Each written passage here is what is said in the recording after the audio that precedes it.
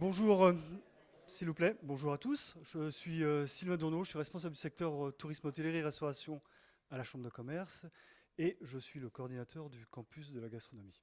Avant de laisser la parole à Michel Aubinet, président du campus, simplement vous dire la façon dont ça va se passer cette fin d'après-midi et début de soirée.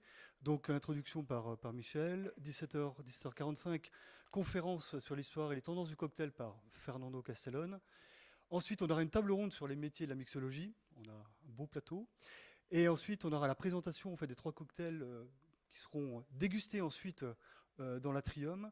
Et ce, par nos 3 liquoristes, Combier, Giffard et Cointreau.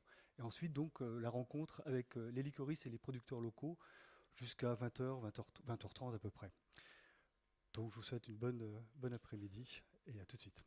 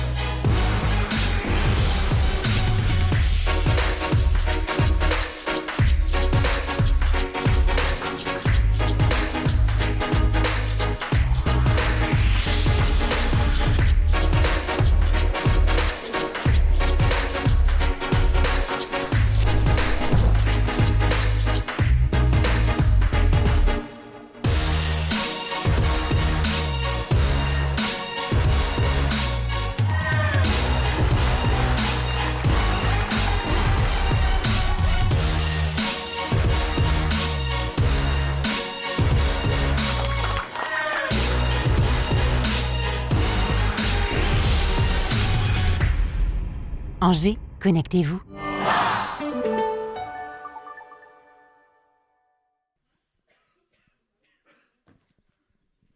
Bonjour à tous. Donc Michel Aubinet, je suis président du groupe ESA et président du campus de la gastronomie. Alors, comme vous l'avez vu sur le film, le campus est l'émanation de 3 structures, l'Histoire, la CCI et l'ESA. Pour cette 4e rentrée gourmande, donc cette association a invité des représentants de ces trois écoles et nous avons le plaisir d'accueillir les enseignants et un certain nombre d'étudiants des 3 écoles. Désolé pour ceux qui n'ont pas pu venir, on a été obligé de limiter, on a une jauge de 200 et vous transmettrez nos excuses à ceux qui n'ont pas pu venir. Alors le campus de la gastronomie, c'est quoi ? Vous avez un petit aperçu au travers du film et merci à Fou d'Angers de nous avoir accompagnés sur ce film. Le campus de la gastronomie a réuni donc des partenaires, vous l'avez vu, de la fourche à la fourchette, autour de la gastronomie, ou de la parcelle à la papille, comme vous voulez, toujours autour de la gastronomie. Donc avec 3 objectifs. Le premier, c'est de valoriser nos formations autour de la gastronomie, d'en développer d'autres en partenariat. Le deuxième, c'est de mettre en œuvre des actions de recherche en commun. Et récemment, nous avons été agréés pour un gros projet de recherche sur les légumineuses par l'ANR. Et puis le troisième, c'est de valoriser la gastronomie en général, et puis la gastronomie locale en particulier. Et dans ce cadre, très récemment, ça a coupé, nous sommes donné un objectif important sur la gastronomie du végétal. Alors vous le savez, le végétal en Anjou, c'est toute une histoire, avec au XVe, le roi René qui a planté des vignes, qui a fait venir des essences sur ce territoire, la Loire qui nous a permis de multiplier les échanges entre le XVIe et le XIXe en import-export, toujours sur les espèces végétales. Et aujourd'hui, on se retrouve avec un écosystème très très riche sur le végétal. Premier centre de recherche en France sur le végétal, Végépolis, pôle mondial de recherche sur le végétal, premier centre de formation en France sur le végétal, des filières qui sont très très structurées, de la production jusqu'à la distribution. Alors je fais toujours un exercice avec les gens qui m'écoutent, c'est de lister les 9 filières sur lesquelles nous travaillons en Anjou. Donc il y a, on commence toujours par la moriculture, les céréales, avec par exemple le quinoa. c'est le premier centre en Europe de production de quinoa. Ça, vous ne le saviez peut-être pas. Vous êtes ici sur le territoire de production du quinoa européen. Ensuite, vous avez la cidriculture, les champignons, le maraîchage, l'horticulture ornementale, les plantes médicinales et aromatiques, première également région, et ça les gens ne le savent pas, en France sur les plantes aromatiques et médicinales, et les semences et la viticulture. Donc sur le végétal, nous sommes très très bien structurés. Nous avons des parcs, des jardins qui sont visitables, Terra Botanica, nous avons des salons mondialement connus. Mais il manquait une dimension à cet écosystème du végétal, c'est la mise en avant de la gastronomie à partir du végétal. Et donc nous travaillons au niveau du campus déjà sur des actions relatives à cette gastronomie à partir du végétal, avec des webinaires, avec des ateliers du goût, avec des événements comme celui-ci. Et nous pensons encore le développer et le porter dans les années qui viennent pour faire de ce territoire le territoire de la gastronomie du végétal, pour aller au-delà de produits que vous connaissez bien, que sont le crémet d'Anjou, que sont les fricassés d'Anjou, que sont le pâté, etc. Le pâté aux prunes, pardon, je veux dire. Et donc les cuisiniers qui portent tout ça, mais on pense qu'on peut raconter une très très belle histoire sur la gastronomie à partir du végétal. Et quoi de plus beau que de mettre en valeur tout ce qui se fait sur ce territoire. On va faire un inventaire, on va le mettre en valeur, et on va également développer des formations spécifiques à la gastronomie du végétal. Et puis il y aura d'autres actions, on vous en reparlera plus tard. Donc on compte sur vous pour être les ambassadeurs, hein, c'est vous qui êtes acteurs aussi du territoire et acteurs de cette gastronomie en général et de la gastronomie du végétal en particulier. Donc vous allez pouvoir nous aider dans les années qui viennent, cette gastronomie à partir de végétal. Donc aujourd'hui, je vais enlever le micro puisqu'il ne marche plus.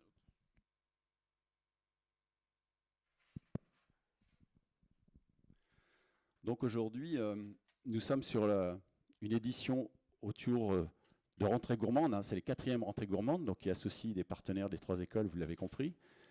Et nous sommes sur une édition autour des liqueurs. Alors c'est sans doute aussi pour ça qu'on a refusé du monde, hein, c'est un sujet qui intéresse, autour des cocktails. Donc vous avez vu le titre tout à l'heure. Donc on a la chance dans ce territoire d'avoir 3 belles entreprises liquoristes. Et c'est vraiment un atout aussi pour le végétal et pour notre territoire. Et puis on a la chance aujourd'hui d'accueillir, alors je vais essayer de le prononcer comme il me l'a dit, Fernando Castellan, qui va donc vous faire une petite conférence sur l'histoire des liqueurs et des cocktails, et puis les nouvelles tendances. Puis après, la table ronde, telle que Sylvain vous la présente, animée. Donc je vous souhaite une excellente gourmande. Voilà, c'est mieux comme ça. Excellente rentrée gourmande. Et puis on se retrouve après les différentes conférences. Et table ronde.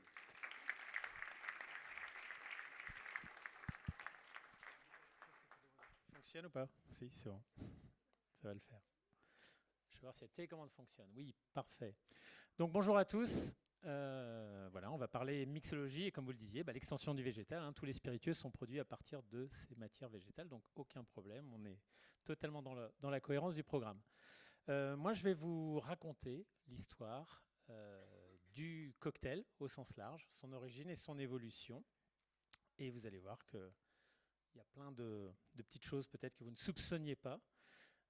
Donc déjà, pour commencer, on va essayer de vous poser 2 questions. Quand le cocktail est-il apparu? Qu'est-ce que vous diriez comme période? Normalement, tout le monde a une idée un petit peu. En plus, on a le Gatsby qui illustre parfaitement cette période commune à laquelle on attribue ça, le Gatsby Bar à Angers.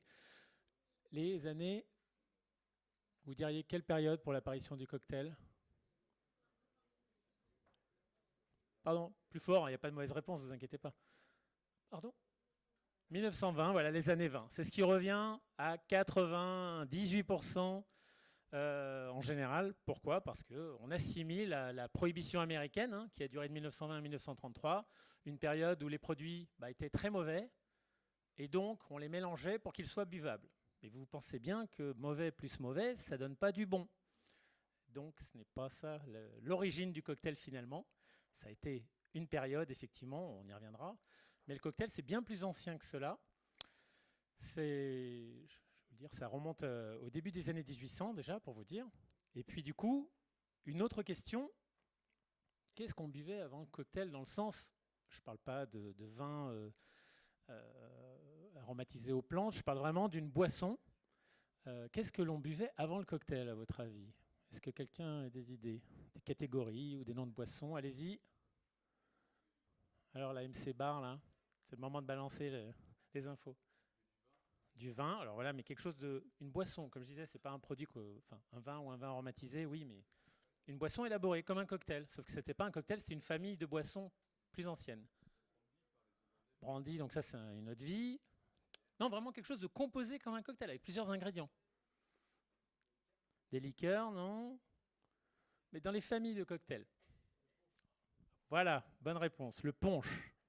Sauf qu'aujourd'hui, quand on dit punch, tout de suite, on imagine les Antilles françaises, les vacances, à base de rhum, évidemment, jus d'orange et ou jus d'ananas et un petit sirop de grenadine, parce qu'évidemment, dans l'inconscient collectif, le cocktail, c'est des étages, du sucre, de l'alcool aussi, mais voilà. Donc ça, c'est l'image du punch actuel que vous avez. Mais le punch est une boisson beaucoup plus ancienne. Elle remonte, la première mention du punch, c'est 1632. Vous vous rendez compte? C'est vraiment, donc bien avant le cocktail, on buvait déjà du punch. Alors ça s'est fait d'abord, c'est apparu en Inde, et c'était une colonie britannique, donc le punch a été importé, on va dire, en Angleterre. Ça a été adopté d'abord, donc c'était d'abord par la Navy, entre guillemets, et ensuite c'est rentré dans la communauté, et puis les Anglais l'ont propagé en Europe. Alors c'était une boisson, comme vous le voyez dans cette illustration, une boisson plutôt préparée. Alors, vous voyez, il y a un bol, on dit un bowl en anglais, on pourrait dire un saladier, hein, c'est la traduction, mais on préparait cette boisson en grande quantité, on va dire, et après on la servait, donc à l'unité. Mais les aristocrates britanniques l'ont sophistiqué, c'est-à-dire qu'au début en Inde, c'était une eau de vie qu'on appelait de l'arak. On dit qu'un punch, il y avait 5 ingrédients, que punch vient du sanskrit indien panch, qui veut dire 5. Donc les composants, c'était une eau de vie, un agrume, en général du citron vert, du sucre, de l'eau, qui sera par la suite, alors on pourrait mettre du thé aussi, et par la suite, l'eau sera remplacée par la glace finalement. Et 5e ingrédient, c'était une épice, qui pourra aussi être remplacée par ce qu'on appelle les cocktail bitters. Donc voilà, donc c'était très sophistiqué. Eux, ils l'ont propagé dans les cours européennes, et donc on a des mentions de consommation de punch en France, du coup, fin 18e. Et c'était vraiment ce qu'on buvait. Alors il y avait plein de recettes différentes déjà. Ensuite, une autre catégorie qui va nous intéresser aujourd'hui, pourquoi? Parce que le mojito est très à la mode, n'est-ce pas? Alors oui, on dit mojito si on l'écrivait de manière illustrative comme ils font aux États-Unis. Ils écrivent M-O-H-I-T-O pour montrer qu'il faut aspirer un petit peu, quoi, ou H-E-E pour montrer, voilà, mojito. Voilà. Et donc le mint julep est l'ancêtre du mojito finalement, puisque le mint julep se composait avec des feuilles de menthe, du sucre et du rhum. Et c'était la boisson d'été favorite des Américains, parce qu'il est vrai que le cocktail, c'est une culture américaine. Ce sont les Américains qui avaient ce savoir-faire, enfin qui ont adopté ce mode de consommation. C'est devenu leur savoir-faire, de la même manière que nous, on avait la gastronomie en France. Aux États-Unis, c'était la mixologie, justement. Le terme mixologie qui est très ancien, on y reviendra. 1784, donc première mention du julep, qui était une boisson aussi, une préparation médicinale, mais qui a été, avec le pragmatisme américain, adoptée en consommation récréative. Et donc c'est un petit peu ça, une boisson devient une boisson, on va dire, à partir du moment où elle est consommée de manière récréative. Évidemment, si c'est un médicament, on peut en lister des... Il y avait les ancêtres du codex, il y a un tas de breuvages qui étaient censés soigner tous les maux, bien sûr. Mais donc voilà, donc qu'est-ce qui s'est passé pendant la prohibition américaine? On en parlait tout à l'heure, dans les années 20. Eh bien, il y a beaucoup d'Américains qui sont allés à Cuba, puisque Cuba était très américanisé, et donc leur boisson d'été favorite, qui était le mint julep, eh ben, ça s'est transformé en mojito, en ajoutant quoi? Alors après, le mint julep s'est préparé avec du cognac, puis du whisky américain, mais si on prend la recette, évidemment, il y avait du rhum à Cuba, et donc on a ajouté un petit peu de citron vert et un petit peu d'eau gazeuse pour le rendre plus désaltérant. Voilà. Et puis vient notre cocktail. En 1806, on a d'abord une mention, on a mention du mot cocktail ou des gens qui boivent un cocktail fin des années 1700, début 1800, mais on n'a pas la description. Donc la première définition du mot cocktail, c'est en 1806 dans un journal qui s'appelle The Balance and Columbian Repository, donc dans l'État de New York. Et donc il y a un lecteur qui voit une anecdote. On raconte que quelqu'un a voulu remporter des élections et il a dépensé beaucoup d'argent en offrant à boire au saloon aux électeurs. Et on liste tout ce que ça lui a coûté. Et dans la liste apparaît le mot cocktail. Donc là, courrier des lecteurs, hein, comme vous avez déjà vu dans un magazine ou une revue, ça existait déjà. Il écrit à l'éditeur et il dit « Écoutez, je connais beaucoup de boissons, mais cocktail, qu'est-ce que c'est ?» Et donc c'est grâce à cette situation qu'on se retrouve avec la première définition du mot cocktail, où on va nous dire que le cocktail, c'est une boisson qui est équivalente à un sling. Le sling à l'époque, pour ceux qui connaissent le Singapore sling, ça n'a rien à voir, mais le sling c'était simplement de l'alcool, du sucre et de l'eau. Et on ajoutait le bitters, cocktail bitters, hein, un peu comme les bouteilles d'angostura que vous voyez bien, qui à l'époque c'était un peu comme un élixir, on va dire, et qui en ajoutant cet ingrédient, eh bien, ça joue le rôle d'exhausteur de goût aussi. Et les Américains, en gros, avec leur approche pragmatique, ils se sont dit, ça, si c'est bon pour la santé, j'en mets un peu dans mon verre de tous les jours, comme ça on avance. Et c'est comme ça qu'est né le cocktail, en fait, voilà, tout simplement. Donc là, on est encore début 1800. Et donc là, on voit, donc c'était une boisson spiritueuse composée avec toutes les sortes de spiritueux, même si le whisky américain dominait en général, mais on buvait évidemment d'autres catégories de spiritueux. Hein. Le cognac a toujours fait partie de l'univers de la mixologie. Ce n'est pas nouveau de faire des cocktails au cognac, en fait. Au contraire, on était bien devant d'autres catégories. Et aussi le gin et le rhum. Ce sont les 4 catégories principales qu'on utilisait. Si aujourd'hui on parle de vodka et tequila, pour vous dire, ce sont des choses qui sont arrivées bien plus tard dans le répertoire des cocktails, alors qu'aujourd'hui, si on pense vodka ou tequila, on pense cocktail avant de penser cocktail pour le cognac, par exemple. Et donc on dit que ça s'appelle un bittered sling ou un cocktail. Et c'est ainsi qu'est née la typologie de cette boisson. Donc au début, le cocktail, on voit que c'est un squelette bien précis, c'est le nom d'une boisson, et puis il va y avoir un sens de plus en plus large qui sera adopté. Mais d'abord, il nous faut une évolution du métier. C'est-à-dire qu'au début, même si le cocktail existe, c'est anecdotique, il y en a quelques-uns qui en boivent, il n'y a pas un répertoire de recettes énorme. Il y a ensuite une autre recette qui est très populaire qui s'appelle un sherry cobbler, sherry S-H-E-2-R-Y, qui veut dire Xérès, donc vin de Xérès en Espagne, et qui du coup, imaginez un petit peu une sangria, on va dire. Dans l'approche. Et donc ça, cette boisson-là, avec le mint julep, c'était les 2 cocktails les plus populaires, les 2 boissons les plus populaires. Aujourd'hui, on les qualifie de cocktails, donc c'était les 2 boissons les plus populaires. Jusque dans les années 20, on buvait que des mint julep, en gros. Donc cocktail était tout petit et on buvait des mint julep. Et à partir des années 20, on commence à avoir jusqu'aux années 1840 le sherry cobbler. Et c'est seulement après que ça va évoluer. Donc déjà, il nous fallait un composant pour cette spécialité des boissons américaines, c'était la glace. Donc la glace, on a essayé... alors d'abord, la glace, on trouve des historiques, des informations assez anciennes de l'usage de la glace, évidemment, mais la glace, il n'y en avait qu'en hiver. Donc on a d'abord appris à la conserver. Donc si vous regardez des vieilles séries qui se passeraient à l'époque du Far West, on voit que tout ce qui était pour conserver la glace, en général, c'était du bois, tout simplement, qui est un isolant naturel très efficace. Et donc on a d'abord appris à la conserver, et ensuite, on a essayer d'inventer une machine à fabriquer la glace artificiellement. Donc ça a commencé avec des tests en Écosse dans les années 1820, puis aux États-Unis. Et finalement, c'est un Français qui va réussir à perfectionner l'approche et surtout produire beaucoup de glace d'un coup. C'était Ferdinand Carré, qui posera un brevet aux États-Unis en 1859. Donc c'est pour ça que juste après, on a une étape importante. Donc avant ça, la glace n'étant pas disponible, eh bien, soit en saison, on peut bénéficier des boissons glacées, mais c'est l'hiver qu'on récolte la glace. Dans les lacs gelés, hein, pour tous ceux qui auraient vu, comment ça s'appelle, pardon, j'ai regardé avec mes filles souvent, si je dis délivrer, c'est La Reine des Neiges. La Reine des Neiges, eh ben, au début, il y a toute une séquence de récolte de la glace, et c'est vraiment les vrais outils, enfin Disney a très bien fait le travail, avec Pixar je crois, ils ont très bien fait le travail, c'est vraiment les gestes, les outils qui étaient utilisés pour la récolte de la glace. Et donc au début, on récoltait cela dans les lacs glacés, on l'acheminait dans les grandes villes, et il y a un réseau de distribution qui s'est mis en place. Il y a un Américain qui s'appelle Frédéric Tudor qui, lui, a essayé de vendre la glace. Donc on raconte qu'il arrivait quand il arrivait dans un nouveau marché, il mettait la glace à disposition pendant 15 jours, comme ça tout le monde s'habituait, tous les cafés s'habituaient, les gens s'habituaient à boire glacé, donc vous imaginez dans les climats tropicaux, évidemment il n'allait pas vendre ça en Alaska. Sa première expédition était il était basé à Boston, sa première expédition était en Martinique, et il ira vendre de la glace jusqu'en Inde quand même. Donc c'est pour dire, donc il transportait sur des bateaux des gros volumes de glace. Et voilà. Et donc la glace à l'époque, c'était un peu comme si vous aviez la clim, quoi.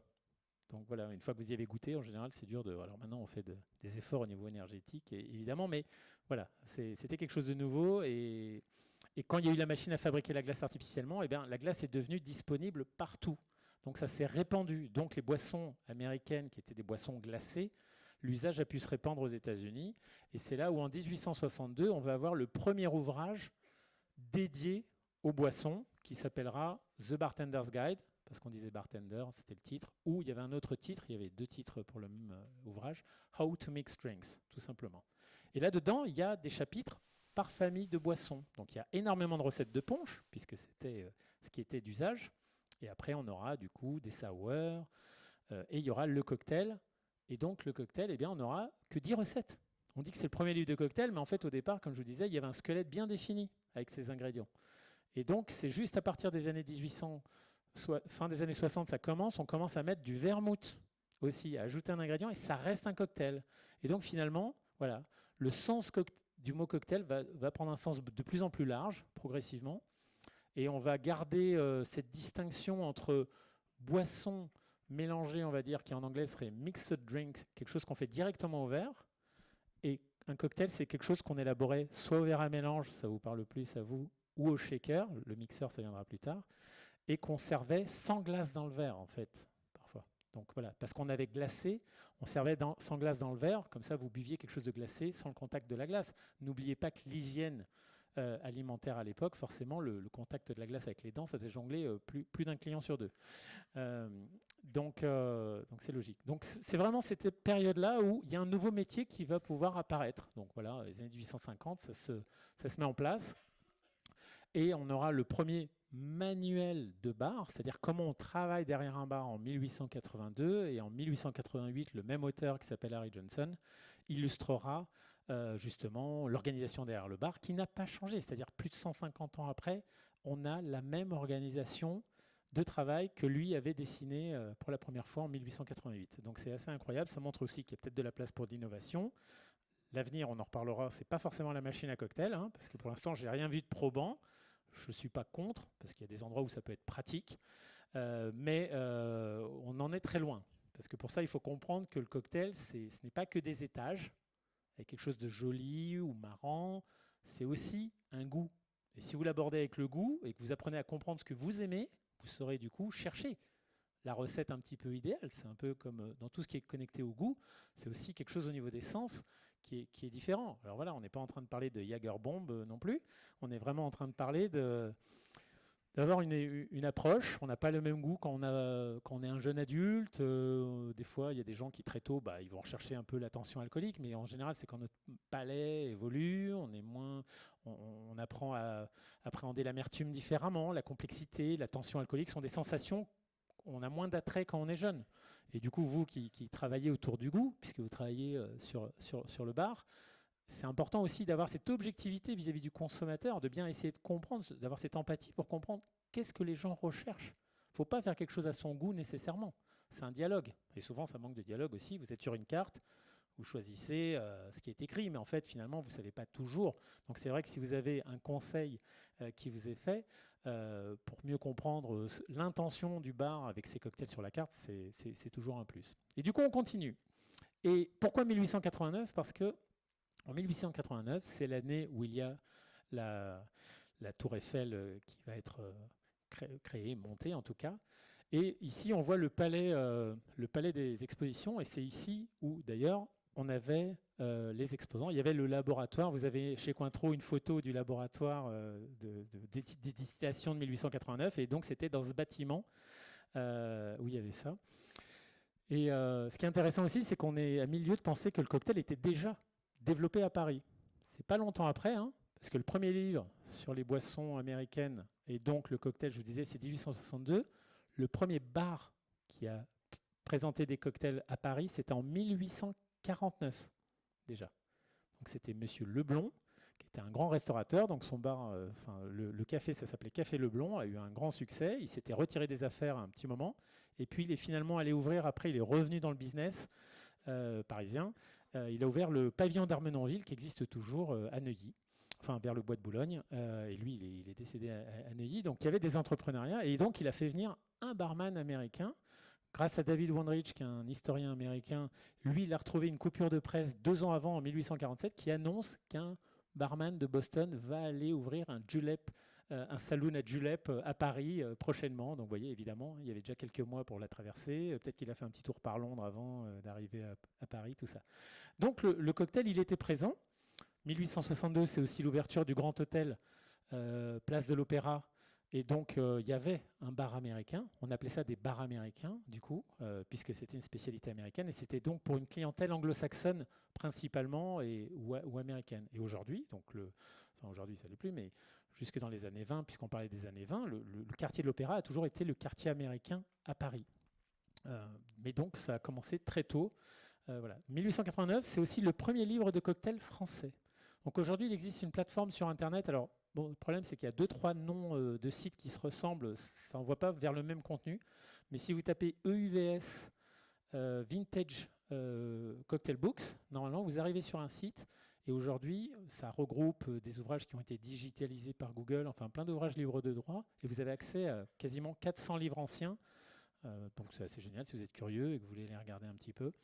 Il y a tout ce qu'il faut pour alimenter l'information, ce qui, moi, à mon époque, quand je me suis posé des questions il y a 20 ans, et un peu plus de 20 ans maintenant, il faut que je remonte un petit peu la pendule, mais trouver l'information pour savoir de quoi on parlait, je peux vous dire qu'il n'y avait rien. Aujourd'hui, grâce à la numérisation des magazines, des journaux anciens et des livres, c'est vrai que ça nous permet de vérifier, d'aller plus loin dans l'information, d'être précis. Mais il y a une vingtaine d'années, on était une trentaine dans le monde à échanger là-dessus. Et donc, chacun, selon les livres qu'il avait réussi à récupérer, on s'échangeait des photocopies. Oui, ça existait. On scannait pas encore les bouquins, donc on s'envoyait les photocopies. Quand on voulait une photocopie d'un livre ancien qui était archivé dans une bibliothèque comme la Bibliothèque nationale aux États-Unis, il fallait payer la création du film de photoduplication, puis la photocopie. Enfin voilà, c'était compliqué. Et aujourd'hui, c'est vrai que la chance que vous avez, c'est que tout est à une portée de main, que ce soit pour le matériel, que ce soit pour tout. Donc c'est vraiment le meilleur moment pour travailler autour de la mixologie et du bar. Et donc le premier livre français a été écrit en 1889 par un chef de bar cosmopolite. C'était son titre sur le bouquin. Lui, il était limonadier au départ. C'est juste qu'entre-temps, il est devenu spécialisé dans les cocktails. Et donc, il a fait ce livre à compte d'auteur. Voilà. Ça, c'est un aperçu, puisque dans la Tour Eiffel, au premier étage, il y avait 3 restaurants et un bar anglo-américain. À chaque exposition universelle, depuis 1867, il y avait un bar anglo-américain. Alors, anglo-américain, pourquoi? Parce qu'en Angleterre, pourquoi il y a des femmes derrière le bar? Parce qu'en Angleterre, ça a toujours été des barmaids, des ladies derrière le bar. Et côté américain, c'était plutôt des garçons. Et d'ailleurs, souvent, on dit que le grand savoir-faire, il y avait beaucoup d'Afro-Américains qui étaient d'excellents mixologues reconnus aux États-Unis. Aujourd'hui, on en parle un petit peu plus, mais avant, c'était un peu plus confus. Donc ça, c'est une illustration du bar de la Tour Eiffel en 1889. C'est dans le Livre d'Or, publié la même année. On continue à avancer, donc on se retrouve avec les années 1890. Il y a une maturité du segment qui s'est faite. Donc on a des saloons plutôt luxueux. Aux États-Unis, la grandeur du pays, la dimension, eux, quand ils créaient des hôtels, c'était tout de suite des bâtiments assez imposants, donc avec des grands bars, évidemment, une grande décoration, tout cela, mais aussi un service, et c'était leur savoir-faire. Donc on dit que le Hoffman House à New York était le bar le plus pointu. Il a fermé en 1915, avant la prohibition américaine, donc rien à voir. Mais on était au top du service et de la qualité. Donc c'était un savoir-faire qu'il maîtrisait, qui avait mûri. Et puis est arrivée donc progressivement la prohibition américaine. Alors la prohibition américaine, c'est donc l'interdiction de boire de l'alcool. Ça a été voté en 1919 pour une application en 1920. Sauf que ça a commencé bien avant.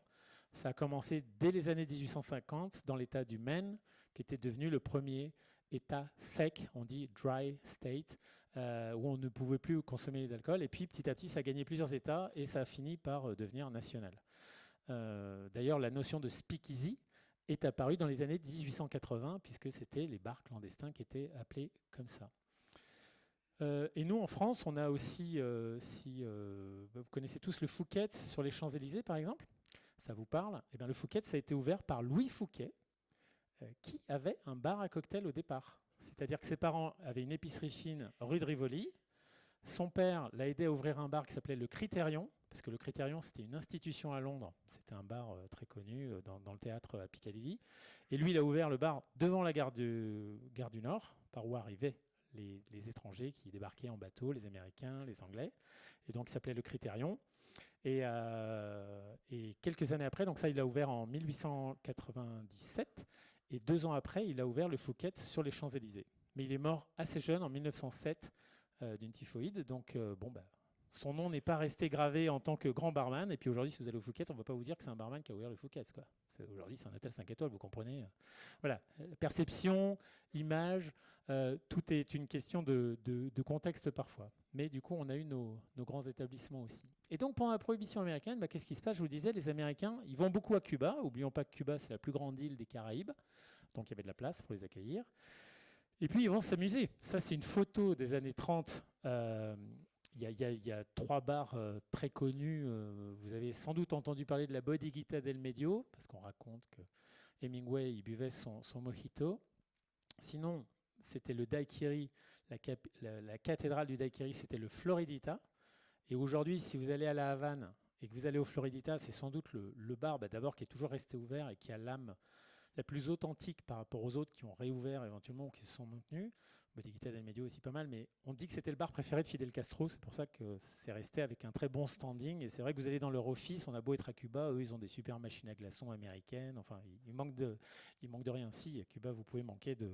Un jour il n'y a pas de serviette, un autre jour c'est des pailles, on ne maîtrise pas, et ils vivent à la débrouille et on ne se rend pas compte à quel point c'est complexe leur situation. C'est qu'un jour vous pouvez aller dans un petit bar caché, caché dans le sens perdu dans la campagne, dans la pampa, et avoir un barman mais super compétent, ultra qualifié, passionné, et vous allez aller par exemple dans un lieu qui est plus connu, où il y a beaucoup de touristes, et en fait le barman n'est pas compétent. Parce qu'en fait, eux ne choisissent pas. Ici, vous envoyez un CV, vous dites « Oh, je me verrais bien travailler là, je postule ». Bah non, eux, c'est l'État qui les place. Donc toi, tu veux aller là, toi, tu veux aller là. Et c'est pareil, si vous voulez déménager, il faut trouver quelqu'un qui a envie de déménager dans votre quartier. Donc c'est un autre monde, c'est plus complexe que ça. Mais du coup, pendant les années 30, il y a tout un répertoire de cocktails cubains. Le mojito, aujourd'hui, c'est ce qu'on connaît le mieux. Mais par exemple, à l'étranger, le daiquiri, c'est extrêmement important comme cocktail. En France, on en boit très peu. De la même manière que le dry martini, si ça vous parle, le fameux cocktail de James Bond, que James Bond prenait shaké et pas à la cuillère. C'est pareil, c'est un des cocktails apéritifs les plus populaires, alors évidemment aux États-Unis, et c'est tout. C'est juste que nous, on est un pays viticole au départ. La tension alcoolique, déjà, on n'est pas trop fan. On y vient, hein. Les spiritueux, on le voit en poupe, donc tout se passe bien. Mais c'est vrai qu'on a des repères différents. Et sur l'acidité, j'ai pu constater il y a déjà plus de 20 ans que les Français y allaient doucement. Si on compare avec des clients allemands, les Allemands sont beaucoup plus fervents. Sont beaucoup plus fervents de l'acidité en bouche. Alors l'acidité, ça ne veut pas dire de l'agressivité, c'est aussi de la fraîcheur quand on l'utilise bien. Vous voyez, donc c'est plein de petites nuances. Et donc à Cuba, ils avaient ce répertoire qu'ils ont développé, et c'est pour ça qu'il y a une école cubaine du cocktail, donc qui s'est créée dans les années 20, ça a commencé avec leur premier livre en 1915, et qui s'est structurée jusque dans les années 30. Ensuite, on a aussi surtout l'école européenne, c'est-à-dire que les Américains qui avaient un peu plus de moyens, eux, ils venaient dépenser leur argent en Europe, beaucoup à Paris. D'abord, le dollar avait un pouvoir d'achat élevé, donc eux, c'était la fête quand ils arrivaient. Et c'est aussi l'arrivée donc du jazz, en même temps donc des cocktails. Voilà. Et pour montrer, il y a ce livre-là qui est disponible sur le UVS.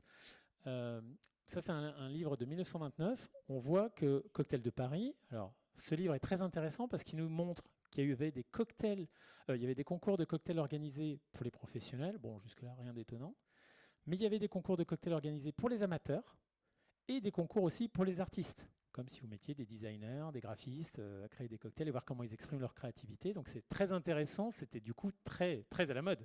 Ça marchait fort, et c'est pour ça que c'est le premier âge d'or du cocktail en France.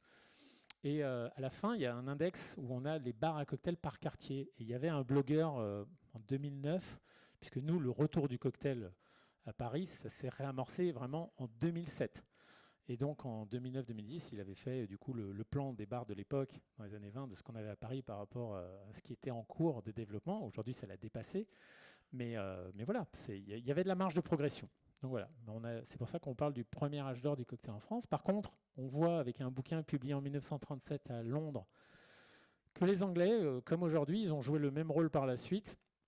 Ils ont toujours été à la pointe peut-être de la consommation. Comme vous le savez, les Britanniques ont fait évoluer beaucoup de catégories.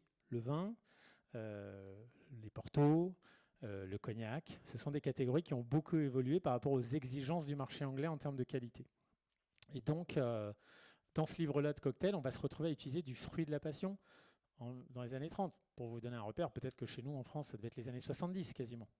Alors pourquoi? Parce qu'ils avaient peut-être avec justement l'Inde ou des marchés plus loin. Nous, on avait les Antilles, mais bon, il n'y a pas eu la même influence de population qui était là, qui était demandeuse peut-être d'avoir ces ingrédients.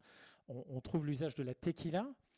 Il faut savoir que la tequila, je vous disais qu'il y avait des catégories qui sont arrivées plus tard. Donc la vodka et la tequila, avant les années 30, ça n'existe pas dans le répertoire des cocktails. Ça ne veut pas dire que personne n'a fait de cocktail avec, mais ça ne faisait pas partie du panorama des spiritueux standards dans un bar. Et le rhum blanc également. Le rhum était toujours, alors on va dire le plus clair, c'était le rhum cubain justement, un peu teint de paille. Et après, c'était des rhums vieux en général. L'histoire du rhum blanc, comme aujourd'hui, je vais au supermarché, je vais acheter un rhum blanc Saint James ou autre chose.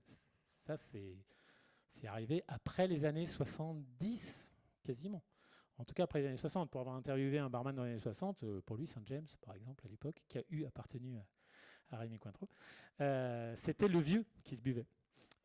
Donc voilà. Donc on continue. Les nouveaux produits, comme je vous disais, donc le rhum léger blanc, voilà, la tequila, la vodka arrivent. Ça, c'est la prohibition est terminée. On ouvre les vannes, tout le monde a soif. Alors, ce qu'il faut retenir pour la prohibition américaine, il y a des séries, comme vous le savez. Donc ça a été un fiasco. Ils ont essayé d'imposer aux gens de ne pas boire, et c'était un fiasco puisque la criminalité a atteint des pics énormes.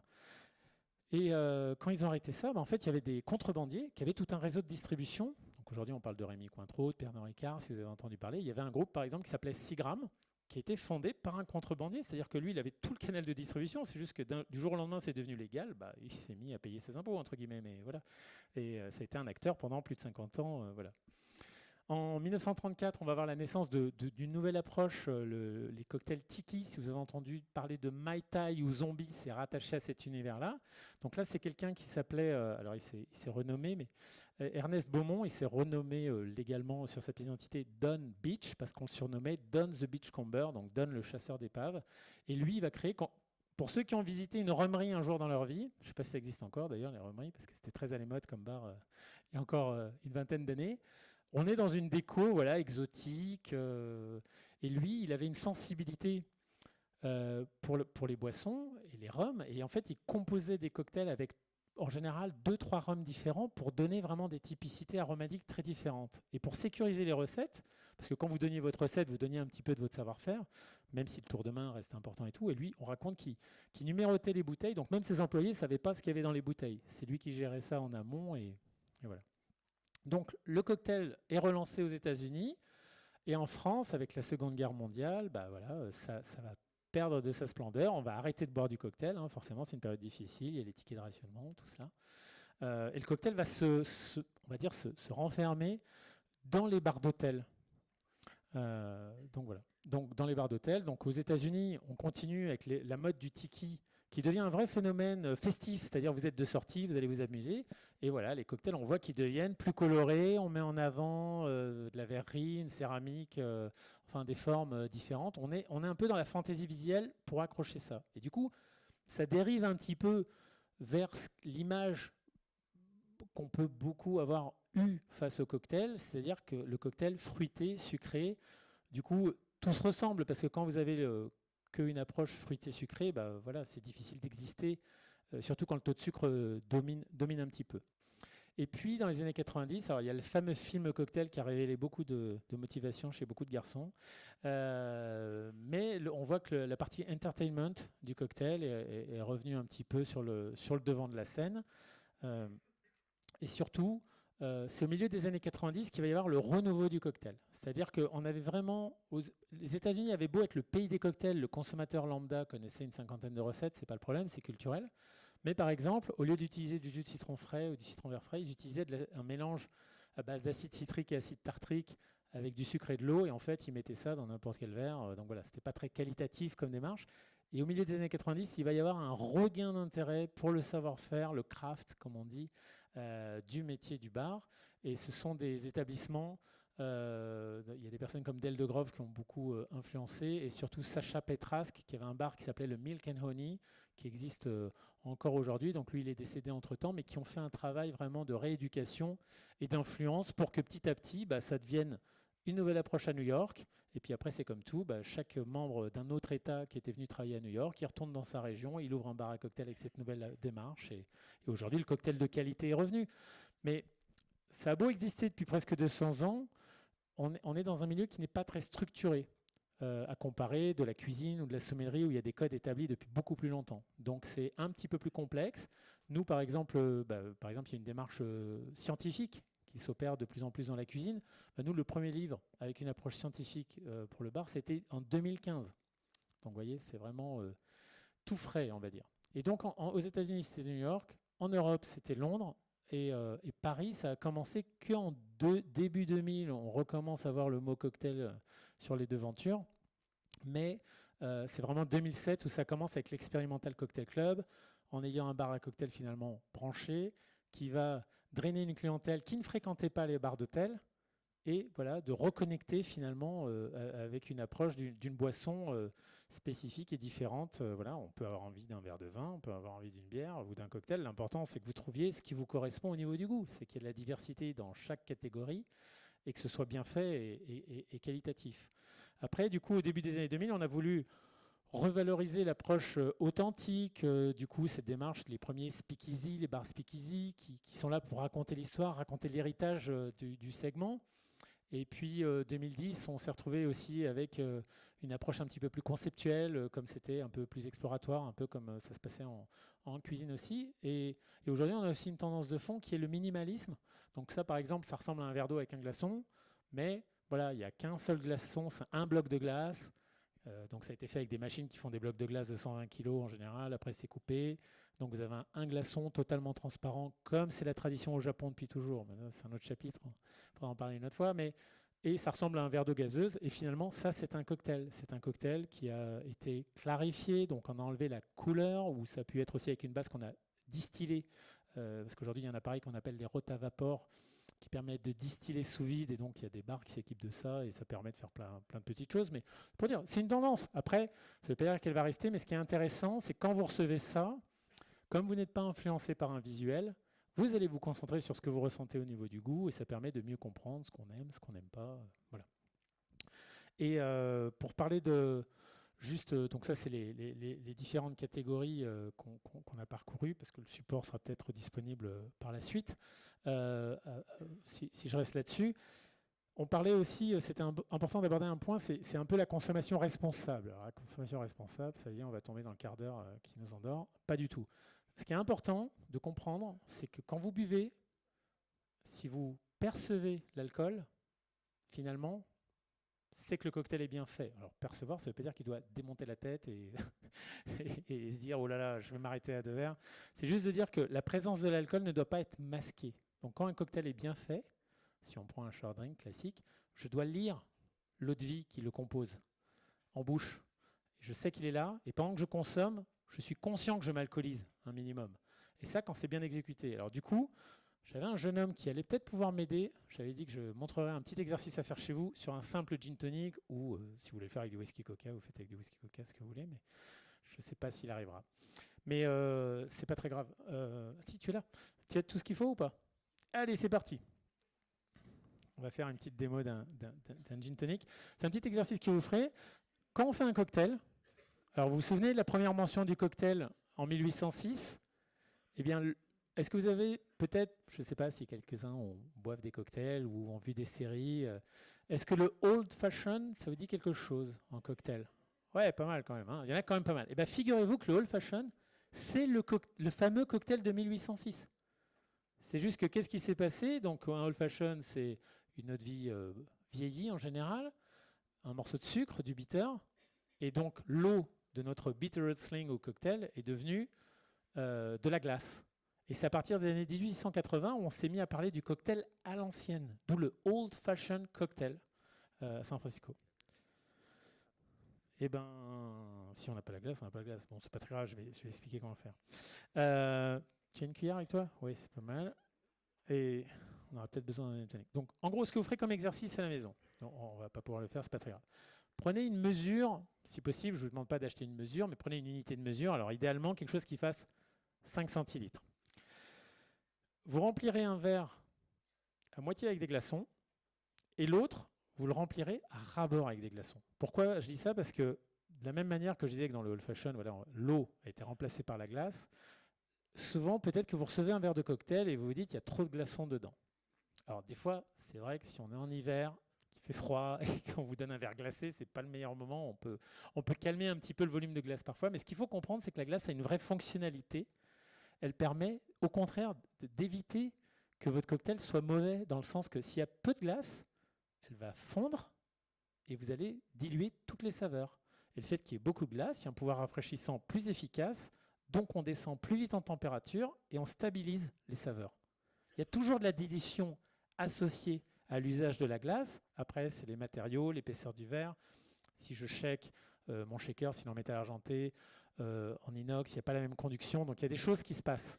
Mais déjà, ce qu'il faut vous dire, c'est que la glace, on en a besoin pour que ce soit homogénéisé, voilà, qualitatif. Mais il en faut aussi beaucoup et c'est normal. D'accord? Et d'ailleurs, quand vous dites « oh, ils mettent beaucoup de glaçons dans le verre », en général, vous le dites quand ce sont des glaçons, et souvent, vous ne le dites pas quand c'est plein de glace pilée, parce que c'est joli comme rendu, donc voilà, c'est des petites nuances. Mais dites-vous bien qu'on ne met pas de la glace pour vous voler. Certes, le volume dans le verre est occupé par de la glace, mais voilà, dites-vous bien que ça a une réelle fonction. Donc quand vous ferez votre test de gin tonic, vous en ferez 2, donc il y en a un que vous remplirez à moitié. Vous allez prendre une mesure, imaginons, il y a même les glaçons, il vous fera la démo après, tu écoutes bien, comme ça tu vas reproduire pendant que je continue à parler un peu. Et on va voir que ce verre est un peu petit, il n'y a pas des verres plus grands ici, c'est trop tard. Bon. C'est 30 centilitres ou plus? 30 quand même? Bon, on sera peut-être plein à bord, on verra ce que ça donne, ça dépend. Ça dépend des glaçons, ça dépend de tout. Il y a des beaux glaçons, hein, c'est bien. Belle maison. Parce que figurez-vous que ça vous est peut-être arrivé, vous commandez un Perrier en terrasse ou un jus de fruits, et vous savez, on avait des glaçons creux pendant longtemps. Alors on en voit de moins en moins, c'est miraculeux, hein. Ça fait 20 ans qu'on se bat pour, mais ça y est.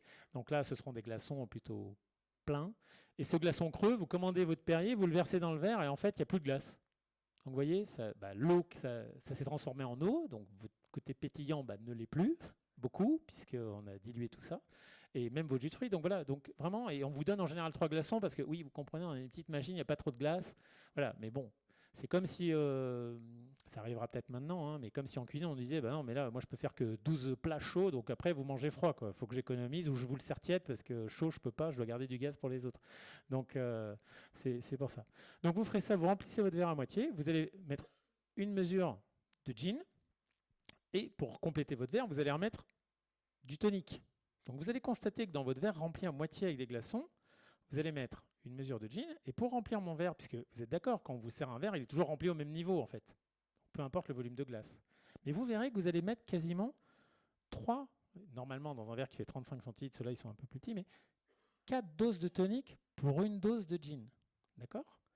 Et dans le verre qui est plein à ras-bord, vous verrez que c'est une dose de gin, 2 doses de tonic. Et là, d'abord, on a l'équilibre en rouge, parce que le tonic, c'est quand même un produit amer, ça va prendre le dessus sur le gin. Donc déjà, que vous ayez un bon gin ou un mauvais, j'ai envie de vous dire, vous avez perdu la moitié de la palette aromatique. Surtout, le problème, c'est que vous avez totalement dilué la présence d'alcool. Là, quand vous allez boire celui-ci, un tiers, 2 tiers, vous allez bien vous rendre compte que vous êtes en train de, comme je disais, d'ingérer de l'alcool. Hein, c'est normal comme présence, mais dans l'autre, vous ne sentirez pas l'alcool. Donc peut-être que vous allez boire un peu plus vite.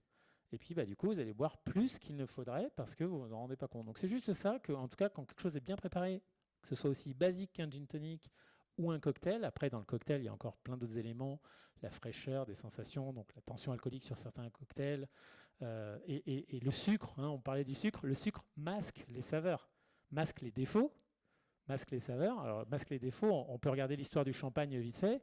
Au 19e, on servait beaucoup de demi-sec, c'était culturel. Et puis au 19e, on s'est mis à faire du brut. Et au 20e siècle, pardon, on s'est mis à boire au 19e du demi-sec, qui était un vin dosé. Au 20e siècle, c'est plutôt le brut qui était à la mode. Et on voit bien au 21e que les maisons travaillent sur ce qu'on appelle le brut zéro, des choses comme ça, parce qu'il n'y a plus besoin de sucre pour masquer des petits défauts de production. Donc voilà. Donc le sucre, c'est pas forcément, ça peut être très savoureux, mais ça peut vite être l'ennemi de l'équilibre. Voilà. Sauf dans les liqueurs, évidemment, mais ça, c'est assemblé différemment et c'est requis par la recette. Donc, c'est pas un discours anti-sucre, c'est juste les cocktails trop sucrés. Effectivement, ce n'est pas normal. Un cocktail peut être doux, mais pas sucré. Il faut savoir s'arrêter. Il faut mettre le curseur au bon endroit. Donc voilà. Bon, bah écoute, on fera peut-être ça là-bas. De toute façon, je l'ai expliqué si tu veux tester. Alors après, idéalement, si vous preniez dans notre gin tonic, vous verrez donc que celui qui était rempli à moitié de glaçons, et ben vous verrez que quand vous aurez mis 3 coups de cuillère dedans, il n'y a quasiment plus de glace. Et tout ça, c'est de l'eau. Et en plus, si vous touchiez les deux verres côte à côte, vous verrez qu'il y en a un qui est frais et l'autre qui est glacé. Donc vous voyez, c'est vraiment des détails, comme dans tout métier. C'est du détail, de la précision. Et ça permet de... Non, mais t'inquiète pas, de toute façon, on ne va pas le faire. Donc voilà, tout ce qu'on fait, que ce soit en cuisine évidemment, mais voilà, le cadre en cuisine est peut-être plus exigeant, on va dire, il y a un encadrement qui est plus commun. Dans le bar, des fois, vous êtes un petit peu... les bars sont tous très différents les uns des autres. Peut-être qu'en cuisine, il y a une approche globale qui est un petit peu plus, on va dire, cadrée. Donc voilà, c'est terminé pour moi. Merci à tous. Et bon, après, on va prendre un apéritif ensemble si besoin, mais on va continuer avec la table ronde, je crois, mais je vais juste changer de place.